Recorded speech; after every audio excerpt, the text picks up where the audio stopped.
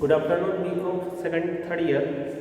In the last lecture, we have discussed about the GST value of supply in a specific conditions या case, under which we have discussed first case if fully or partly, कह सकते हैं fully or partly considerations is not paid in cash, यानी कि ये कहता है कि पूरा का पूरा कंसिडरेशन गुड्स का या सर्विसेज का कैश में ना कर किया हो या फिर आधा कैश में नहीं किया हो, तो इस कंडीशन में वैल्यू ऑफ सप्लाई कैसे कैलकुलेट करेंगे। आज हम डिस्कस करते हैं इसको एक न्यूमेरिकल क्वेश्चन के साथ में। क्वेश्चन में तुम्हारे को ग्रुप में सेंड कर दूंगा, इसी वीडियो के साथ में वो क्वेश्चन अटैच रहेगा। ओके, तो उस क्वेश्चन की हेल्प से तुम इस पूरी स्पेशल केस को समझ पाओगे। ओके, क्वेश्चन क्या है तुम्हारे पास में, एक बार हिंदी पढ़ूंगा एक बार इंग्लिश में पढ़ूंगा। देखो, Messrs Govind automobile sold a Jupiter brand car, यानी कहता है कि Jupiter brand car to Messrs Ravi car limited for which Ravi car limited paid in cash ₹6 lakh and gave a Hero brand motorcycle in full और फाइनल डिस्चार्ज ऑफ कंसिडरेशन। यानी कि देखो, खरीदने वाला कौन हुआ, sold a Jupiter car brand, यानी कि मेसर्स गोविंद ऑटोमोबाइल्स जो है, यानी मैं यहाँ लिख रहा हूं गोविंद ऑटोमोबाइल वाला है, वो क्या कर रहा है, सोल्ड कर रहा है किसको,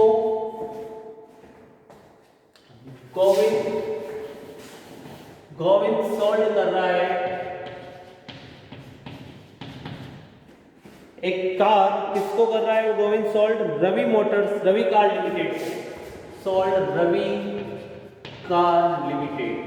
ओके, यहां पर कंप्लीट।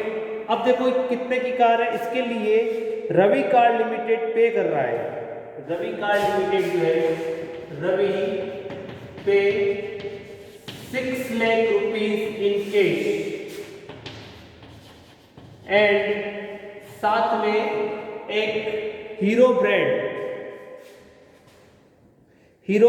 मोटरसाइकिल भी दे रहा है, एंड हीरो ब्रांड मोटरसाइकिल भी साथ में दे रहा है। ओके, तो यहां पर तुम्हें समझ में आएगा क्या हो रहा है, गोविंद ऑटोमोबाइल सेल कर रहा है किसको, रवि कार लिमिटेड को एक कार, जिसमें कहा गया है रवि जो कार लिमिटेड है वो पे कर रहा है ₹6 लाख इन कैश और साथ में हीरो ब्रांड मोटरसाइकिल भी दे रहा है। ओके, अब देखो, assuming each of the following question in independent determine the assessable value of Jupiter brand car sold by messrs Govind automobiles. ये कहता है कि गोविंद ऑटोमोबाइल्स ने जुपिटर ब्रांड की एक कार रवि कार्स लिमिटेड को बेची, जिसके लिए रवि कार्स लिमिटेड ने प्रतिफल के पूर्ण भुगतान में ₹6 लाख नकद तथा हीरो ब्रांड एक मोटरसाइकिल दी। इस निम्नलिखित प्रत्येक प्रश्न को स्वतंत्र मानते हुए मेसर्स गोविंद ऑटोमोबाइल्स द्वारा बेची गई जुपिटर कार का कर योग्य मूल्य निर्धारित कीजिए। अब तुम्हारे पास में कंडीशंस फर्स्ट है, Messrs Govind automobile sell Jupiter brand car at the rate ₹8,85,000 पर car inclusive of GST at the rate 18%। ये कहता है कि फर्स्ट कंडीशन में अगर यही कार गोविंद ऑटोमोबाइल्स किसी और को बेचे, समझ रहे हो, गोविंद ऑटोमोबाइल यही जुपिटर ब्रांड कार किसी और को बेचे तो कितने बेचता है वो, 8.85 लाख। ओके, 8.85 लाख में, और वो भी साथ में 18% या 18% GST के साथ।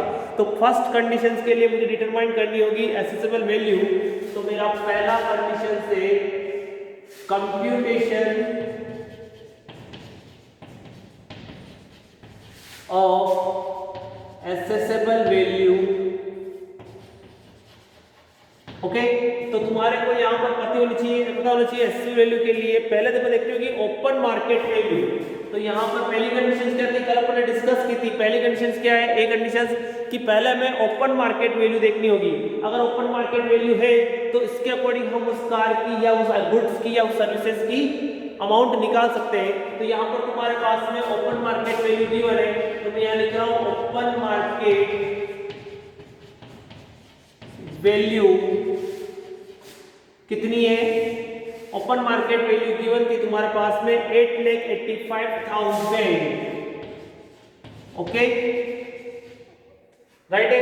अब इसी में तुम्हारे को ये कहा गया है कि जीएसटी इंक्लूड है, कहता ना ये कि कारों को जीएसटी सहित बेच रहा है वो 8,85,000 रुपए, तो अब लेस कर देंगे अपन, less GST goods and services, यानी कि 8,85,000 रुपीज में जीएसटी इंक्लूड है। इसका मीन ये 100 की हो तो अब कितने की हो गई, 118 रुपीज की हो गई है। अब तुम्हें इसकी जीएसटी निकालनी है, तो क्या करो 18% फिर से क्या कर दो, इस 8,85,000 में से 18% फिर से लेस कर देंगे अपन, तो हमारे पास में क्या आएगी, एक्चुअल में कार की प्राइस कितनी है, यानी कि एसेसेबल वैल्यू कितनी हो गई। तो यानी कि तुम अगर करोगे तो तुम्हारे पास अमाउंट आएगी 1,35,000 जीएसटी, यानी कि तुम्हारी एसेसेबल वैल्यू कितनी आ गई है,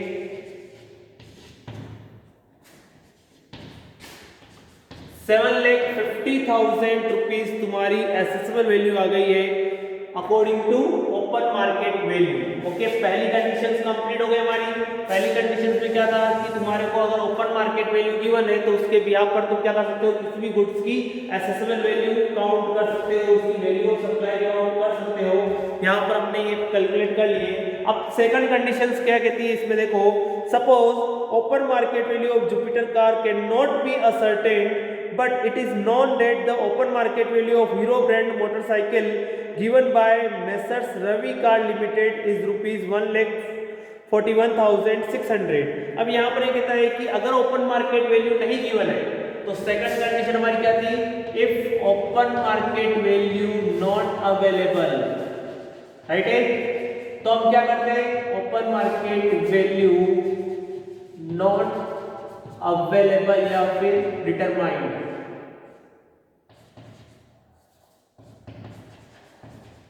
जब इस कंडीशन में आ जाते हैं हम क्या करते हैं कि कैश पेड, फर्स्ट क्या लिखते हैं अपन, cash paid by the, cash paid by the purchaser, यानी कि जिसने परचेज की है, कितने के अमाउंट पे किया उसने, 6 लाख रुपीस का अमाउंट पे किया है, और प्लस करते हैं non monetary considerations value of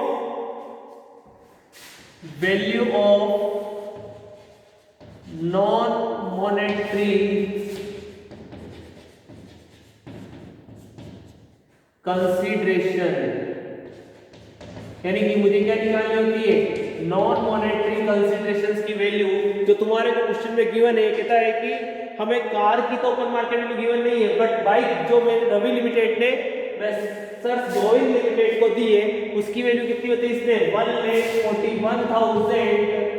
1,41,600, और ये जो कार है वो भी जीएसटी सहित है, यानी कि इस पर भी जीएसटी लगा हुआ है। तो यानी कि हमें उस बाइक की भी एक्चुअल वैल्यू निकालनी होगी, जीएसटी को लेस करना होगा। 1,41,600 जो है तुम्हारी अभी कितने परसेंट के बराबर है, 118% के बराबर है। तो 18% के बराबर कितनी होगी, इसकी जीएसटी की वैल्यू कितनी है वो निकालनी होगी हमें। तो यानी कि हमें जीएसटी की वैल्यू अगर हम निकाल लेते हैं तो इसकी होती है 21,600, कितनी हो रही है, 21,600 जीएसटी हो रही है। अब तुम्हें क्या करना है, एक्चुअल वैल्यू चाहिए, तो 1,41,600 माइनस 21,600 करोगे तो टोटल तुम्हारे पास बाइक की वैल्यू आ जाएगी 1,20,000। ये तुम्हारी क्या हो गई, वैल्यू ऑफ एसेसेबल वैल्यू आ गई तुम्हारे पास कितनी, 7,20,000 कार की एसेसेबल वैल्यू हो गई तुम्हारी, अगर तुम्हारे पास में ओपन मार्केट वैल्यू कार की अवेलेबल नहीं है तो। अब देखो थर्ड कंडीशंस क्या कहती है। Third condition, suppose neither the open market value of Jupiter brand car nor the open market value of Hero brand motorcycle by ascertain, but it is known that the car of identically kind and quality are sold including 18% GST in the market at the rate rupees 8,79,100। यानी क्या कहता है कि आप मान लीजिए कि Jupiter brand car का खुला बाजार मूल्य ज्ञात और नहीं हो सकता और न ही हीरो ब्रांड मोटरसाइकिल का खुला बाजार मूल्य ज्ञात हो सकता है, परंतु यह ज्ञात है कि उसी प्रकार की या उसी गुणवत्ता की कार 18% जीएसटी सहित खुले बाजार मूल्य में 8,79,100 रुपीज में बिक रही है। ओके, अब ये कहता है कि तो आप मान लीजिए, तो हमें क्या करना चाहिए कि ओके हम निकाल लेते हैं। तो हमें पहले सिमिलर ब्रांड की कार चाहिए, तो थर्ड कंडीशन पे इफ वैल्यू ऑफ सप्लाई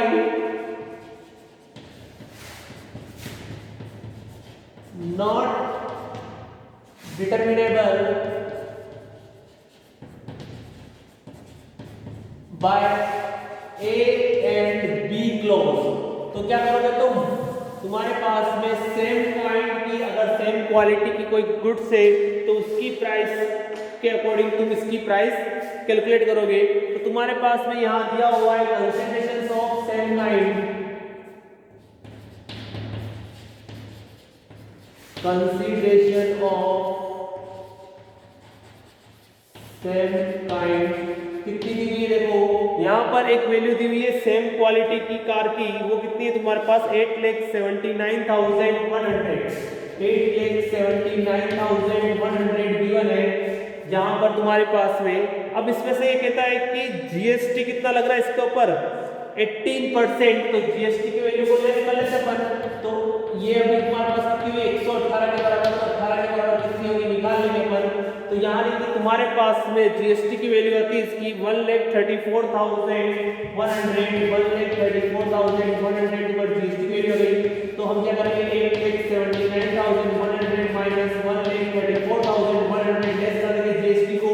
तो एक्चुअल में इसकी कॉस्ट कितनी है वो तुम्हें यहाँ पर मिल जाएगी। तो इसकी कॉस्ट है 7,45,000, 7,45,000।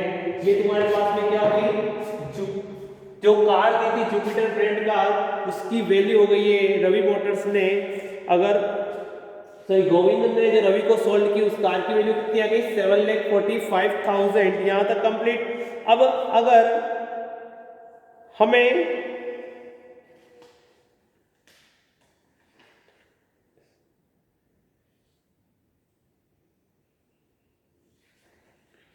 देखते क्या कहता है, अगर फोर्थ कंडीशन दे रखी है, मान लीजिए न तो जुपिटर ब्रांड कार का, न ही हीरो ब्रांड कार का और न ही जुपिटर ब्रांड कार की समान प्रकार की किस्म की कोई कार खुले बाजार मूल्य निर्धारित किया जा सकता हो, यानी कि हमें फर्स्ट, सेकंड और थर्ड तीनों ही कंडीशन में हम किसी भी उस कार की वैल्यू को पता नहीं लगा पा रहे हैं, तो तुम्हारे पास में परंतु यह ज्ञात है कि हीरो ब्रांड मोटरसाइकिल की प्रति इकाई निर्माण लागत ₹1,00,000 है।